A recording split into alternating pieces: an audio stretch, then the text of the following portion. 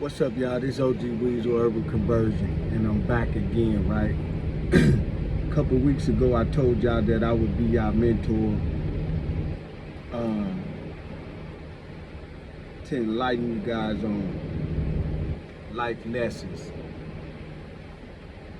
So I'm here today to give you another life lesson. This OG Weasel Urban Conversion. If you haven't tuned in to Urban Conversion YouTube channel, go over there.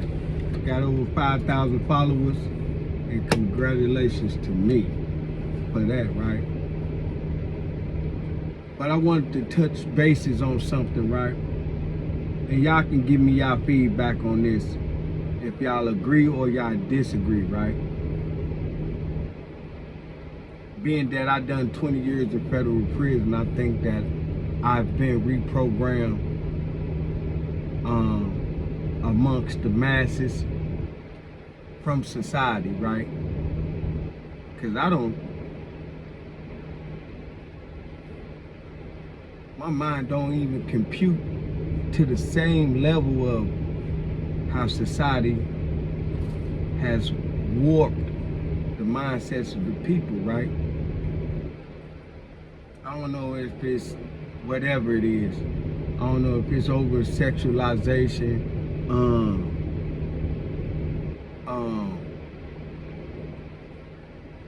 the lifestyle people live in, whatever it is.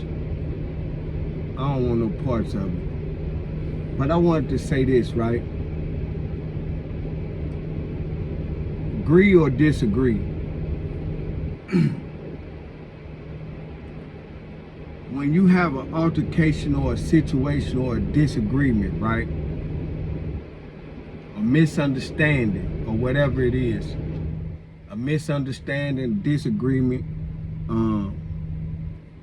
when it get to the point of disrespect, when disrespect set in, right? No matter who started the disrespect, once disrespect set in, right?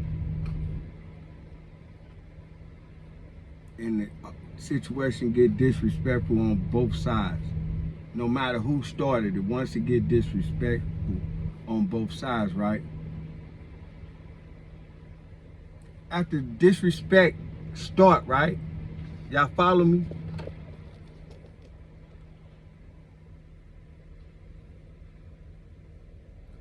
When disrespect set in, right? How do you say what a person shouldn't have done once disrespect has been displayed? Or you shouldn't have went to this level, or you shouldn't have did this to that magnitude, but once the disrespect set in. How do you say keep it here or keep it there? How do you say keep it here or keep it there after disrespect has set in? Not understanding this, right? You shouldn't have went to this level once disrespect is displayed, right? And it's a quick story. And I'm gonna use me for example, right? I was in federal prison. I done 20 years on a 30-year federal prison sentence. I got released from Obama in the clemency program. I had a little homeboy named Sean from Alabama. Once I got to Beaumont, Texas, he was on the bus with me. You know what I'm saying? I met him on the bus. He liked to play handball. Quiet kid. Only probably had 24 months, 3 years or something like that. Quiet little kid from Alabama. We all hung with each other. It was me, him from Alabama, Moon from Miami, well, Gainesville.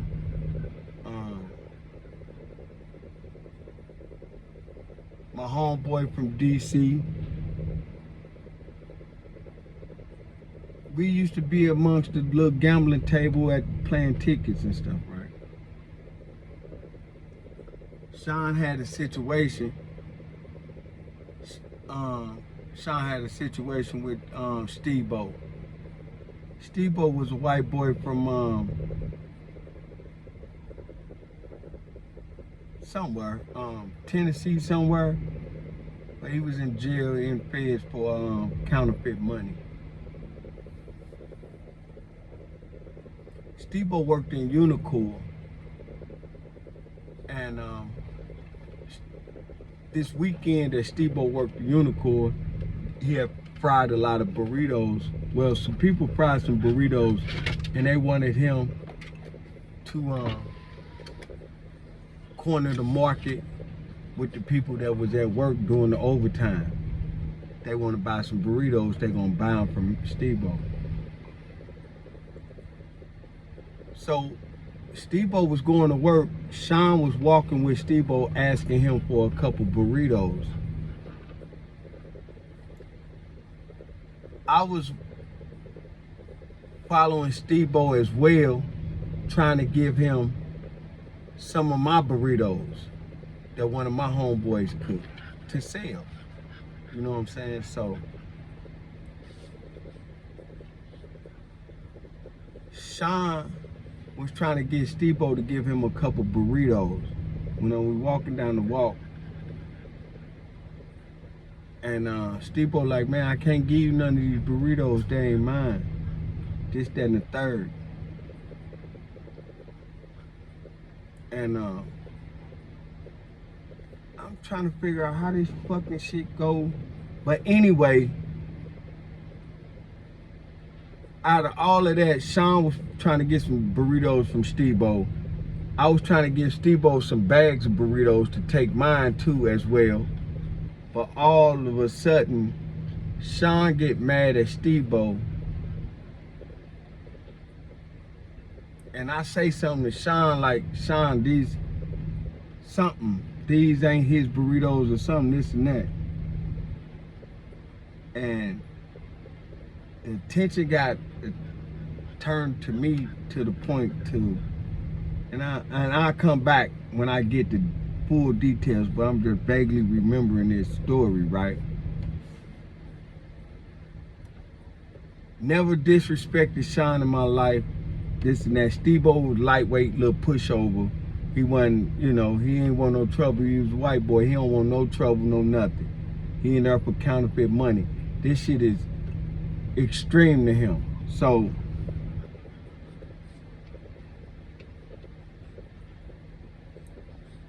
he tell me to get Steve-O burritos or something, right? Or he was trying to get some of my burritos or whatever, but it was Steve-O that he was targeting. And he was like, and I said something to him like, these ain't mine or these ain't his or something.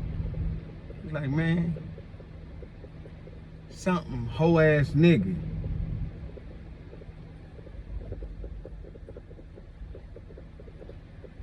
I'm flabbergasted when he say this, right? Because we out on the walk, we on a 10-minute move.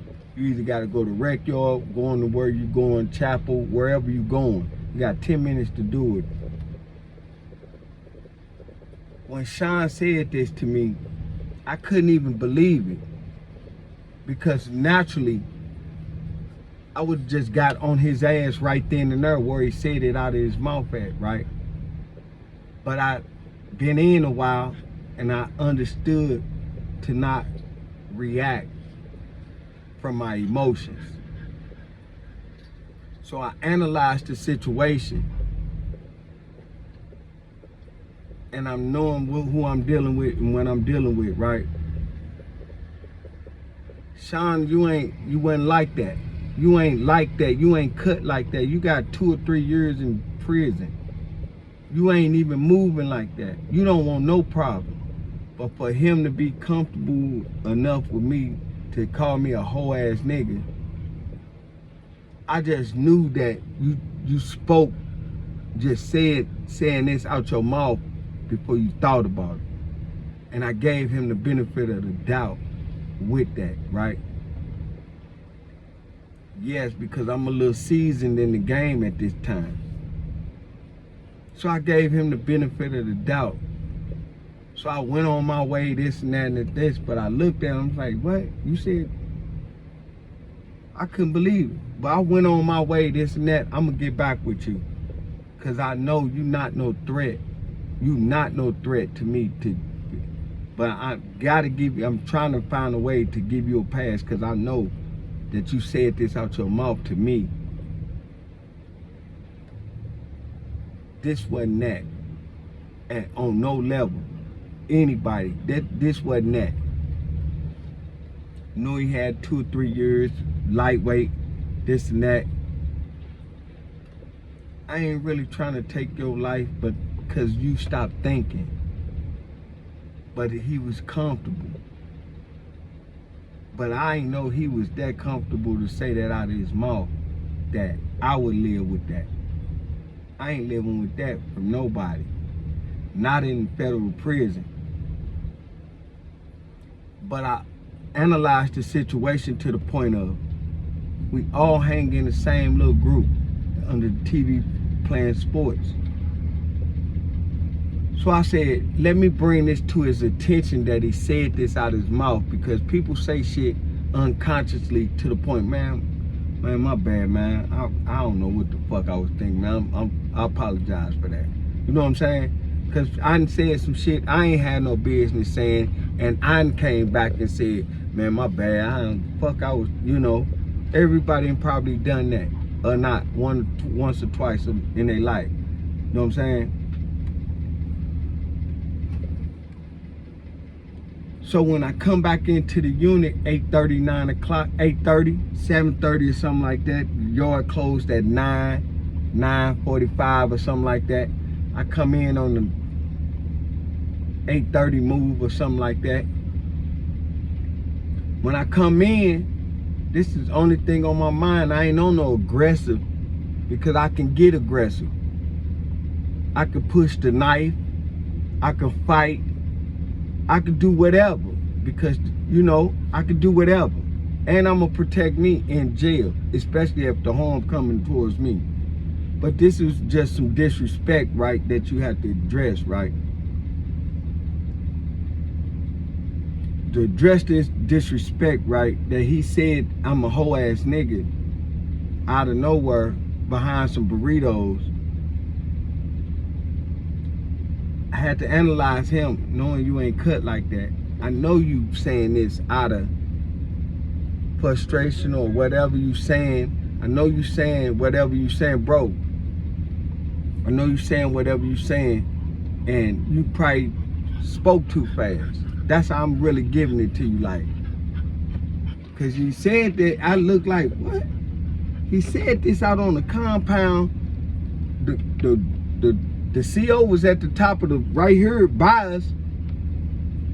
We're going on a 10-minute move, everybody in traffic, knowing you can't mean this.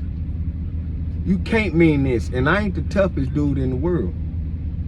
But I ain't the softest nigga either.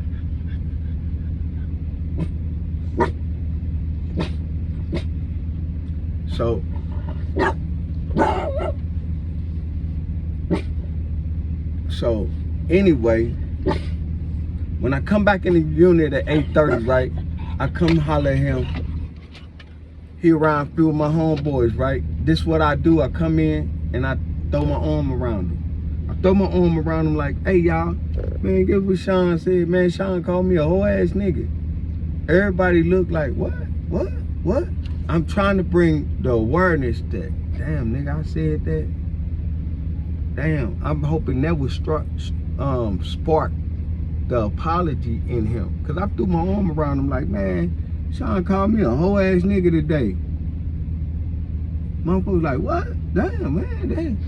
So I'm hoping that would spark the apology, cause I don't want to hurt you, Sean. I didn't want to do nothing to you. I didn't want to do nothing to you. Even when I said that, he still didn't reciprocate the hint that I put down for him, because everybody around like, dang, he said that. And I'm like, yeah. But he still like, man, shit, look, I ain't have my knife. Playing. To me, he playing. Cause you got 2-3 years. You put your hands on a knife, you gonna stay here for the rest of your life. If you really pushing like that, cause Niggas in turn a little bit into a lot in federal prison. You got to know what you're doing. You got to understand what you're facing when you pick that knife up, especially in federal prison. So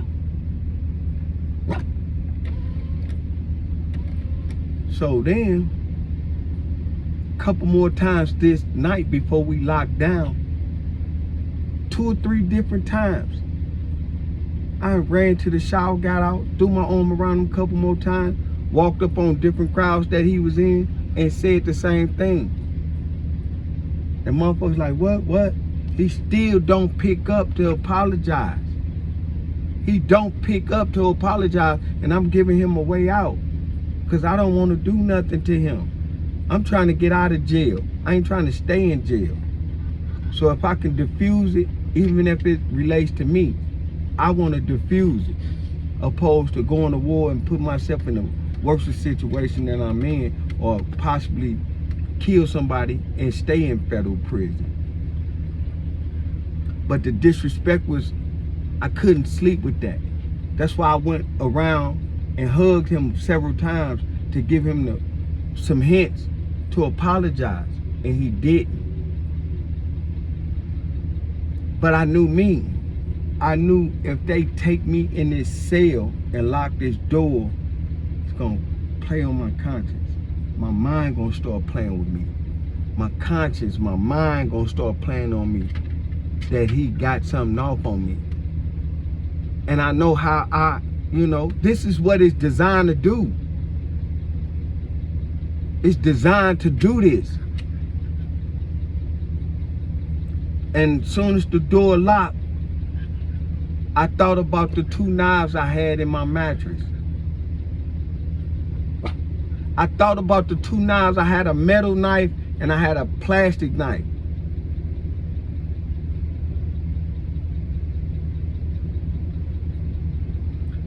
I bent the metal knife up so bad, I bent it from the toilet, back of the toilet, I bent the knife up so I don't take this knife out and use it on him. I broke the plastic knife. I got a cellie.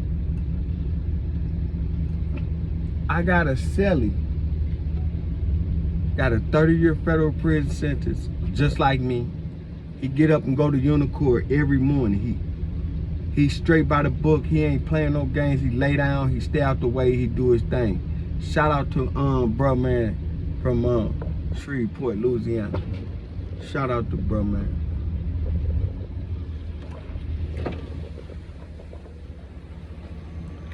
So then, give me 1 moment, I'll be out with you. All right. So then, after the doors were locked, I bend the metal knife I had, and then I break the plastic knife that I had. I break it up. While I'm breaking the plastic knife up, my cellie wake up. Man, what you doing, man? See, I gotta break these knives up because I know when this door pop, I'm gonna grab one of these knives and I'm gonna make an example out of him.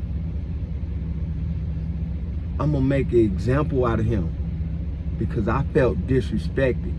And I knew that if I woke up in the room with both of them knives, I was gonna potentially hurt him seriously, or potentially hurt me for even being in that situation and having that mindset.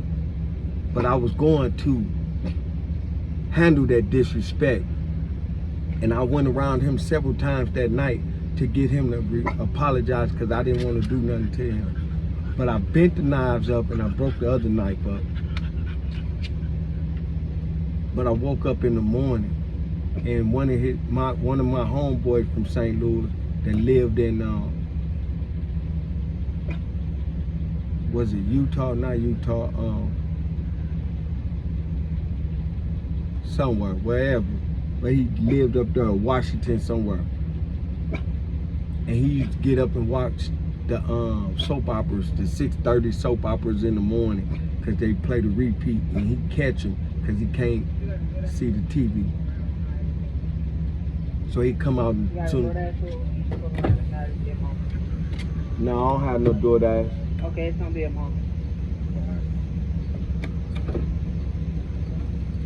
So when